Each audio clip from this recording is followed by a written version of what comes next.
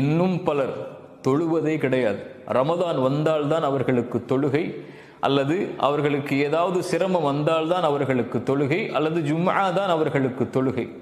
இவர்கள் காஃபிர்களா அல்லது பெரும்பாவிகளா என்று அவர்களை குறித்து நான் பேச வரவில்லை. இங்கே தொழுவதில் நேரத்தை தவறி தொழுபவர்களை அல்லாஹ் நேசிப்பதில்லை. நீங்கள் தொழுதாலும் அதனுடைய நேரத்தில் தொழுதால்தான் அல்லாஹ் நேசிக்கிறான். ஆனால் சமூகத்தோடு நிலைமையை யோசித்து பாருங்கள். நபிமார்கள் தொழுகை அதனுடைய நேரத்தில் தொழுதிருக்கிறார்கள். முஹம்மது ரசூலுல்லாஹ் ஸல்லல்லாஹு அலைஹி வஸல்லம் எம்முடைய தூதர் கடைசி தருவாயில் அவர்கள் செய்த அறிவுரையை நினைத்து பாருங்கள். அஸ்ஸலா அஸ்ஸலா, தொழுகை தொழுகை என் சமூகமே என்று சொன்னார்கள். மரணப்படுக்கை, எழுந்திருக்கிறார்கள், மயக்கடித்து கீழே விழுகிறார்கள், மறுபடியும் எழுந்திருக்கிறார்கள், மயக்கடித்து கீழே விழுகிறார்கள்.